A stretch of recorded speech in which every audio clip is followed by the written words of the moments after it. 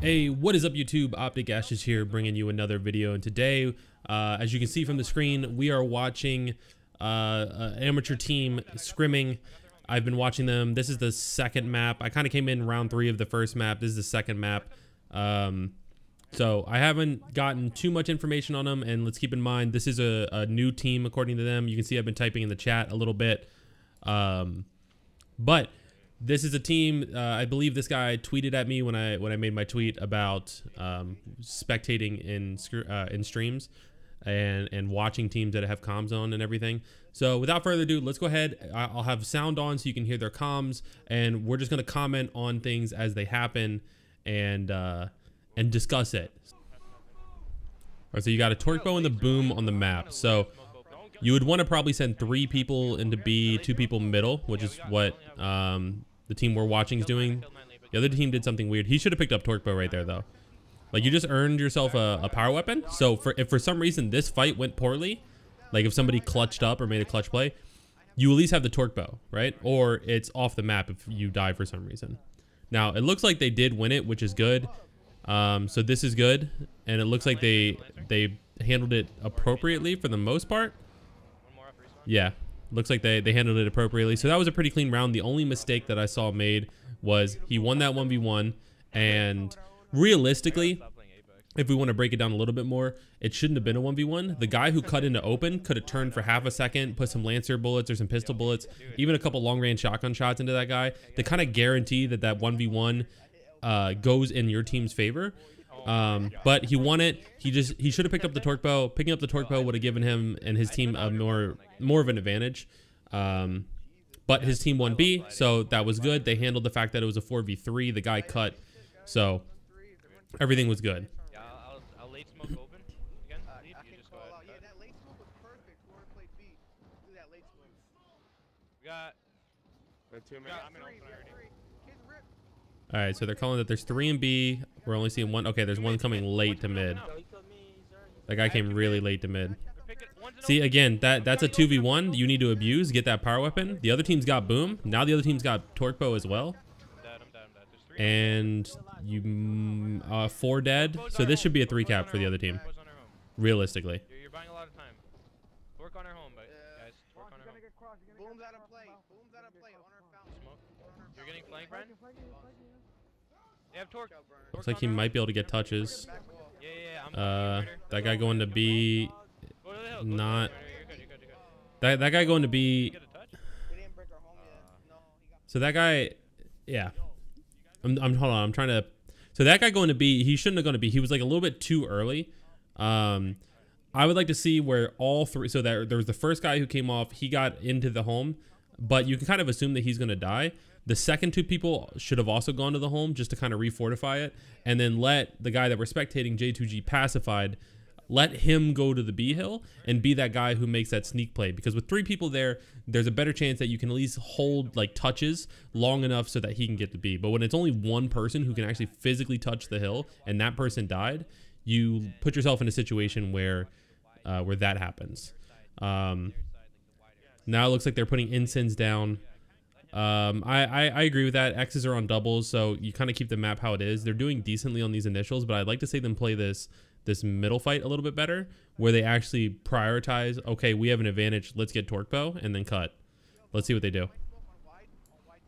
We got 3 mid. We got 3 mid. All right, so he calls out 3 mid. That's a good call. I'm with right now. Yeah. I'm with you. Oh my god. I killed 1. He got a kill. That was good.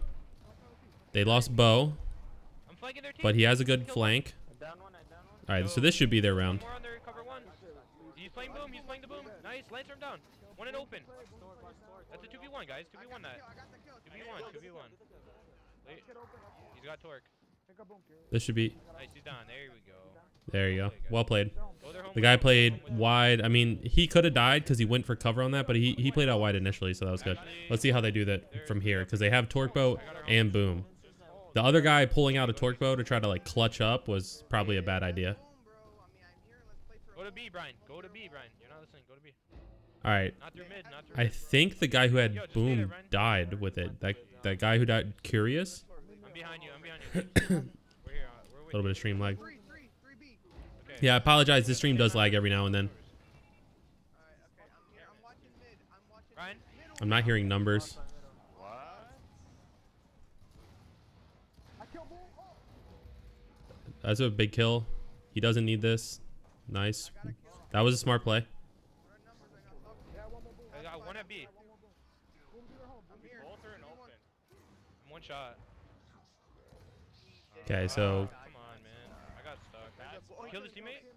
the boom, oh my god, there's a lot of layers to that right there. He played it right and then got bricked and fell back, and his teammate like soared and just got chunked for no reason. One open?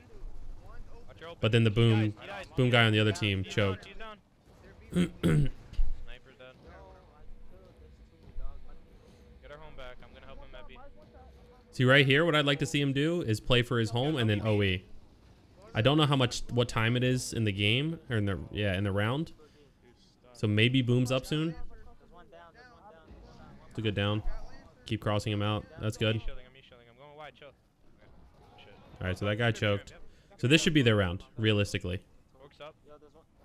New Boom should be up soon. Yep, he called it. One thing a lot of amateur teams don't do, actually a lot of teams in general don't do, is whenever you see a weapon picked up, just tap the back button. It brings up the scoreboard, and you can see, you can see the. I hit A shot.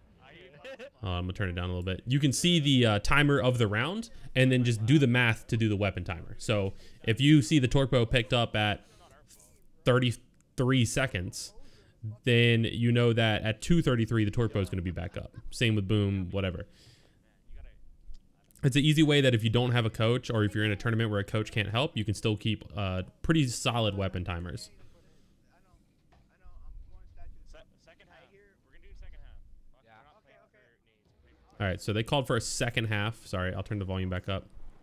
I'm gonna turn the volume down a tiny bit. I don't know how it'll turn out in the YouTube video. We'll learn. We'll learn in the comments. I'm sure you guys will let me know. Nobody close. Nobody close. They might late play it. They might late play it. Yeah, Okay. So they should have picked up Bo. They could have had someone pick up Bo while someone watched it. And then they would have had Bo control. Now they're getting angled out and naded. So all the advantage that they had and the ice breaking, they no longer have. The other team has Bo. They played that really poorly. The good news is the other team has now choked. So they have advantage again. I'm still playing instant. Yo, Leafs, you're gonna have a kid above you on our side. I got shots. Looking at her home. The rib. Sure, the white. These kids go down. Here we go. Get the break. We go back. We hold two. We hold two right now. Yeah, right there. If this team that we're watching would have put two people on Bo, one person guarded while the other person picked it up, and then rotated out, they got first blood as well, which is good. So that should have been an easy round to close out, especially this late in the first half. But because of that, and because of the way they played it, they're now with a 2-hill setup instead of a loading into the next round, basically.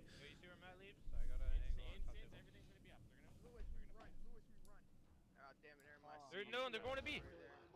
Back up. Right there, he said they're going to B, but he didn't say how many. We backed up. We backed up. I'm on T. We'll see if they call numbers. Leaf, do you see anyone like Someone watch open. pushing up? I got one tables now. Yo, you got 3 Okay, I just heard a call for 3. Who's watching you? I think that's at B. There's a guy top tables. Leaps fought a 1v1 that he didn't need to fight. I'm dead. There's two on our home. There's two on our home. So that 1v1 that Leaps fought just lost them control of their home hill. Again, that's something that would be a 3 cap right now Yeah, pinch. if he didn't fight that fight. You play your life. Play your life, Cheers. He's got it. So I say a lot of the times when I'm doing this that like pub matches, ranked matches of escalation build a lot of bad habits. That's one of those ones that it builds because you just kind of get complacent with like, okay, yeah, like I'll go fight this 1v1. I'm better than this kid, whatever. But it's something that's so not necessary, especially when you have a teammate so close by who could just help you with a couple answer bullets. You can play it wide. You pick that kid off. The kid who flanked, he dies or he has to fall back. Now they're not in a position to even set up for the new torque bow. So it's basically like another initial. That was a good kill. You got lucky. Might go down for this actually. There's one B. I should never check this kid either. I got it. See right here, they don't need to be doing anything. Like, he can take the torque bow to his home. Nobody B. Looks like nobody's B, so it's fine. I mean, Good try, we won. It definitely was a rough round for both teams, though. So, again, just to kind of quickly recap, at least as much as we can remember, the initial, his team should have double stacked bow, gotten the bow. They had the first blood. So, it looked like that could have been a round where they had power weapon, 5v4, and map control. It also looked like they had nades, too, so it looks like they probably won somewhere in B. Instead, they didn't do that. They gave the other team a chance to pick up bow. The other team choked, and then that put him in just a setup, like a 2-hill setup, which gave him a good lead. Leaps fought a 1v1. He didn't need to fight. And that put him in a bad spot. Now, I had already commented they had played Foundation the last map I watched. It was a different scrim. This is a really good call. This is a kind of call that you see a lot of pro teams make that is actually really good. Playing for homes on Foundation is super strong. It's a really hard setup to break just because your spawn protection runs out so early before you get to the hill, unless you're lava, because he's a freak with it for some reason.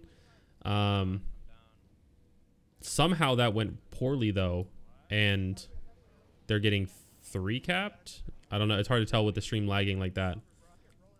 Somebody's on E. So the person on E didn't follow the call that was to play for double homes.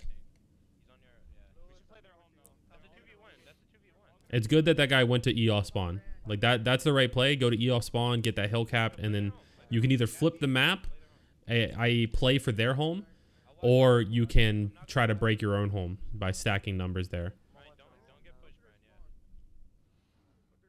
Looks like they're trying to flip the map. Now, if the other team does this correctly, this is still going to be really difficult for them to break. So that smoke right there doesn't do a whole lot. It smokes off that kid on T, but they still know that they're pushing this way, except the other team doesn't look like they're communicating that well, so... It also looks like one guy played for the kid on T while this guy played to pinch the hill. So that kind of split decision making. Now that other guy's dead. They lost E hill. Yeah, watch your left, watch your left. Play that kid in the back, Interesting retake. They should have this though. It's a 3v2. Ah, that guy went down. You got to play wide on that. SK. Mira. Don't you love Gears of War shotgun battles? All right, so they got the hill back, but look at the score. And that's kind of the problem with this, and that's why double hill setups are so strong. It takes forever to break it. Once you finally do, you could have lost. Somebody could have snuck E, which we saw. It's really difficult. It's something that this team could have done, but like I said, that one guy played for E, and that was what caused them. So it was almost like a hero play kind of mindset. Like, okay, I'll play for E. This will be a 3 cap. But it cost them the round, ultimately. Like as soon as we started playing for something, they flipped them out. That's why it's super important that you listen to calls, especially on a map like this, where it's so easy to rotate and it's so easy to see numbers. And that's the thing that a lot of teams don't realize about Gears of War 4 is almost every single competitive map, you can see numbers from a lot of different angles, right? So you can see what a team's going to be doing in terms of they're rotating from this spot to this spot. They're going to be pushing this hill. It's super easy to see what teams are doing in advance. You see 3 people in one area, you know that they're going to push whatever hill or whatever spot that you have that's close to that area. So right there, when they were sending 2 through open and they had other people stacking up, the other team knew where they were going to be pushing. It was still good. The fact that they went through open rather than all flooding through one spot is good. I like that. But it ended up not panning out because the other team, they split. The 2 people who went through open split, fought a 1v1, died, and that let them get E, and that ultimately led to their loss of the round. That guy should have gone down. I got one down. 2 dead. I got flanked. One more. Nice. So that is 5 dead. Let's see how they split. They got bow. Get a hill. Everyone get a hill. So I'll cap our home. Curious should have gone back to his home. I'll go to E. I'll go to E. I'll go to E. I know, I did it last round, then I died. So they're arguing over something. I don't know if you guys can hear it. We're mid round right now. Yo, I have two. Ryan, I'm flanking them right now. One stop table. This curious guy just got 3 on their home, so that's huge. Yo, 2v1 that bounce. You guys. Yo, you guys taking too long. Just hold home. You're too long. You're too long. Hold guys. home, We could- guys. We're already here. We're already here. So the call is to hold Go there, go homes, there, go but there. they just They're getting ignored Lancered, it. they're getting Lancered. I'm here. We gotta clutch up here. I'm beaming the first kill, dude. We got E, by the way. Oh my god, this kid sucks. Oh. 39 leaps. I don't know how he didn't die. All right, so they've got 2 hills still. Oh, looks like they're still pressing the other team's home. Leaps is still alive. Look, look. My fucking He's teammate, hurt. bro. He's hurt. I'm gonna turn it down a little bit because they're cussing a lot, which you guys are used to with me, so it doesn't really matter, I guess. But who knows what they're gonna say? Coming to E. So right here, right, you see 2 people going to save a dead teammate. Like at that point, I'd rather see those 2 guys, which it looks like they're going off, but I'd rather see those 2 guys. Now they're dead. Now there's only 2 people alive, 1 person coming off spawn. This is gonna be rough, right? That's giving them a chance to get back into this round because you tried to play for somebody on your team who was already dead. So at that point, you just gotta be like, okay, that guy's dead. Let's like the 4 of us set up, or 3 of us and the person coming off spawn, and prevent them from making a play with this advantage they're gonna have. One on E and there's one flank your middle. You kind of just got to take the fact that that guy Leap clutched up on their home hill and got all those kills as like a bonus check. But like the meat of your salary is still the setup. That's what's gonna win you the round. Stay wide, stay wide, stay wide.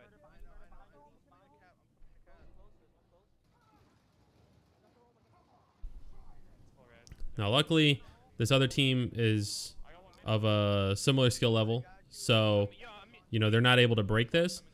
But this is kind of the difference that you'll see between pro teams and amateur teams. A lot of amateur players have really good gun skill, but it's just the game knowledge and the knowledge of rotations and where to play on the map, where to be, that still 2.5 years into this game, a lot of teams don't understand. It's something that really inspired me to do this series and do this with streams. It's over.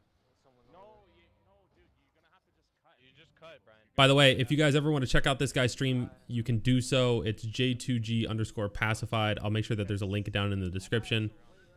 And let's make my webcam a tiny bit bigger. That way I'm not like stealing content, you know? Oops. Word. You just I have to actually do. bang out, dude. There we go. Hi, I'm not stealing content now. Like, what your goal is to literally cut before the other guy cuts. You want to cut to us before he cuts to us. This is like a reaction video. That's pretty much how you want to play it. You want to kill our kids. Hey, run a 2-2 because they have M-bar on that side. Run a 2-2. I'll play middle with you guys. I'll play middle with you guys. All right. So they're calling to run a 2-2. So I guess they want 2 on E and 2 on torque bow. I don't like that call. I'd still rather see like the base strat of 1-3-1. Just because M-bar can be a 1v1. Torque bow is still kind of like the middle map, so it's still kind of priority. And it leave the kid for a 1v1 on home hills. I'm looking at Torque. What? They're in a weird spot now. I don't know who died. This is so awkward. All right, so that's a good kill. Somebody died on the other side of the map. Where? I'm waiting for him to pick up Left pillar. Secret man. Left pillar? Okay, watch it. Good call out.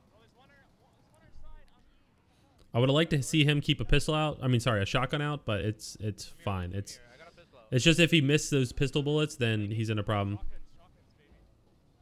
Nice. So that's good. They played that well. So the teammates are calling they're playing homes. Why are these 2 guys in open? They called that they're playing for homes, and then those 2 guys still sat in open. So like what good do you provide your team that I guess you can cross them as they're running across, but these guys threw smoke grenades. You know what I mean? So 2 by the way. this guy's got 2 AD. He's gonna get pinched from up top. That was a good torque, but he needs a hill. Got a break. I don't have a touch. He just lost.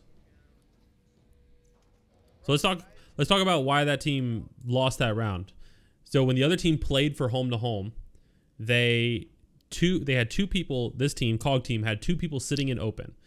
They got smoked off, which is the right play by the Locust team, and then all you have to rely on is the marks. But as soon as the marks go away, you can't hit anything. And they have a pretty good path that they can run across this B section right through here, where they have this cover of T kind of protecting them. Plus the angles of this doorway aren't that great if you're not playing right up. And we saw both of them sitting like here and here.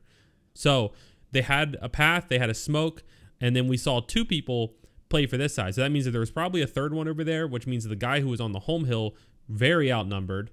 And by the time these guys rotated back, they'd already kind of established, which means you're running into their Lancers, you're running into their control. With no smoke grenades, that's really difficult. Then we had the 2 other people pushing E, that split push, because they did it, one across top tables and one actually on the hill, and he was in a 1v2 with the torque bow. There's not a whole lot that he could have done right there. He did get 1 torque kill, but you've given up the hill at that point, and his teammates have died. So that's where that team fell apart on that round. A round that should have been very easily theirs.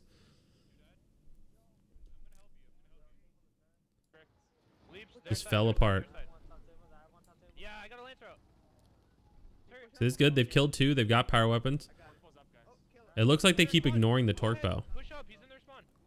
But this is the last guy alive, I believe. So this should be a free round. Maybe.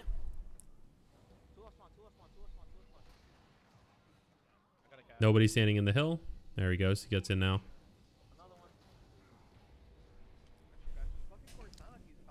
That's another thing that I keep noticing with a lot of amateur teams is when they're 3-capping, a lot of them will walk up to try to get those kills, those little like punctuation mark style kills, and they'll get out of the hill. So the hill will stop getting capped.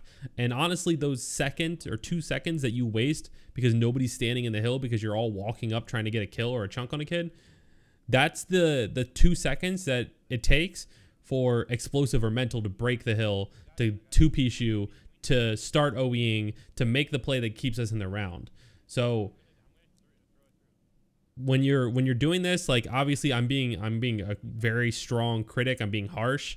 I'm nitpicking a lot of little things. That was a good kill. But these are the things that you got to keep in mind as an amateur player. You don't want to practice to be the best amateur team. You don't want to practice to be the best team out of open bracket. You want to practice to be the best team.